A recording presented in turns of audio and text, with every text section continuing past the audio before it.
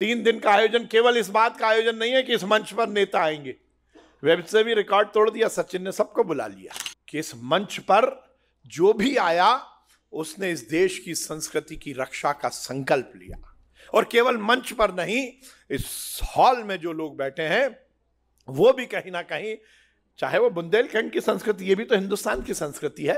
आदरणीय विश्वास कैलाश सारंग जी हम सभी के बीच में जोरदार तालियां बजाकर एक बार माननीय मंत्री जी का अभिनंदन करिए।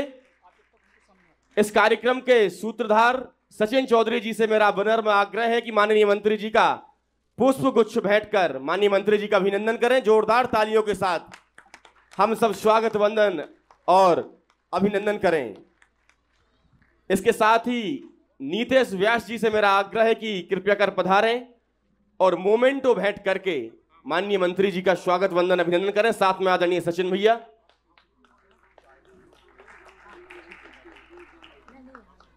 बोलिए भारत माता की, भारत माता की, भारत माता की जय। बुंदेलखंड। ऐसा धीरे धीरे चलेगा क्या? भाई सचिन चौधरी जी और उनकी पूरी टीम, एक बार जोरदार ताली बजाइए सचिन भाई के लिए कि उन्होंने बहुत ही शानदार कार्यक्रम का यहां पर आयोजन किया। सही मायने में किसी भी समाज, किसी भी राष्ट्र, किसी भी भूखंड के यदि सुनहरे भविष्य की कल्पना हम सोचते हैं, सहेजते हैं, तो उसमें सबसे महत्वपूर्ण बात है कि हम उसकी संस्कृति की रक्षा करें, उसको याद करें। जब तक संस्कृति से हम नहीं जुड़ेंगे तब तक ना हमारा वर्तमान ठीक होगा, ना भविष्य के ठीक निर्धारण की हम परिकल्पना कर सकते हैं। और यह देश बहुत सुंदर देश है। कश्मीर से लेकर कन्याकुमारी और अटक से लेकर कटक तक हम जब इस देश में ट्रेवल करते हैं, ऊपर से नीचे, सीधे हाथ से उल्टे हाथ की तरफ जाते हैं, हर जगह हमें अलग अलग संस्कृति मिलती है, अलग अलग बोली मिलती है, रहन सहन का तरीका अलग है, खान पान का तरीका अलग है, पर उसके बाद भी मूल है, वह है अनेकता में एकता। ये देश अलग अलग संस्कृति से मिलकर एक हिंदुस्तान बनता है। यही इस देश की सबसे बड़ी खासियत है। जैसा मैंने कहा कि यदि भविष्य सुनहरा करना है तो संस्कृति को सहेजना पड़ेगा। हमारी बोली, हमारे रीति, हमारे रिवाज, हमारे त्योहार, हमारा रहने का तरीका, हमारा खाने का तरीका, हमारे रोजमर्रा की जिंदगी की हमारी आदतें, ये कहीं ना कहीं रिफ्लेक्ट करती हैं संस्कृति से।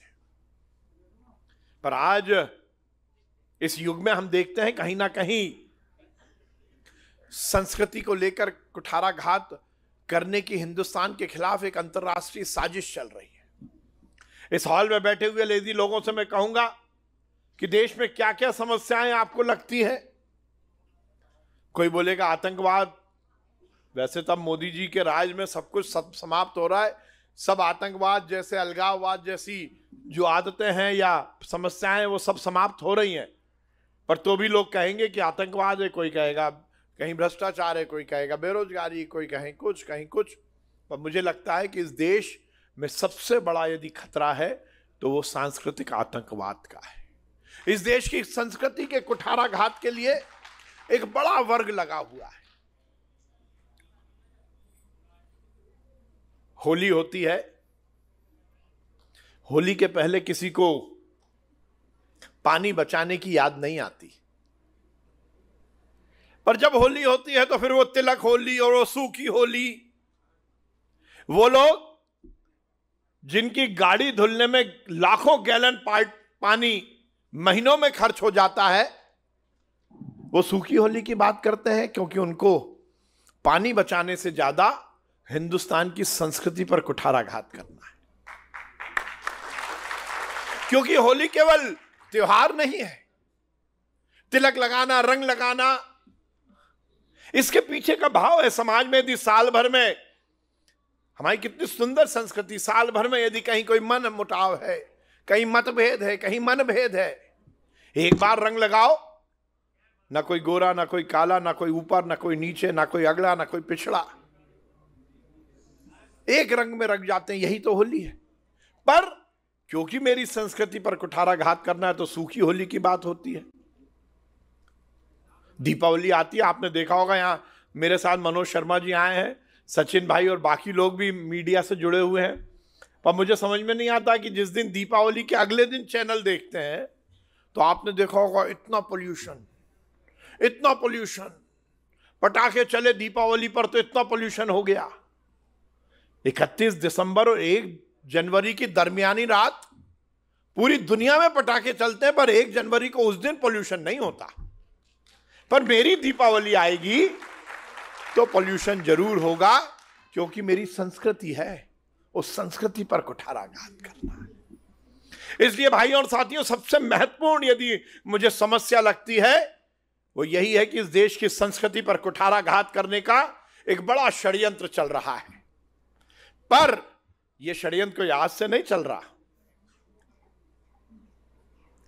वैसे तो इकबाल कह के गए थे, वतन की फिक्र करना दा मुसीबत आने वाली है।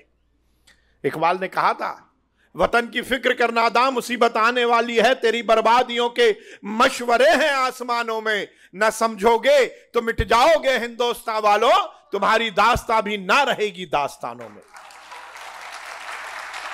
ये आजादी के पहले इकबाल कह के गए थे कि यदि अपनी संस्कृति को नहीं बचाया ना तो तुम्हारी दास्तां भी नहीं बचेगी इस दुनिया में।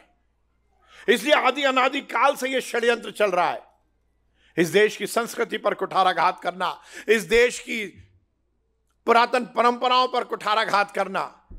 पर मुझे अच्छा लगता है इन सब कुठाराघात के बाद भी हमारी संस्कृति पर कोई आंच नहीं आती, क्योंकि सचिन जैसे युवा संस्कृति की रक्षा के लिए ऐसे कार्यक्रमों का आयोजन करते हैं।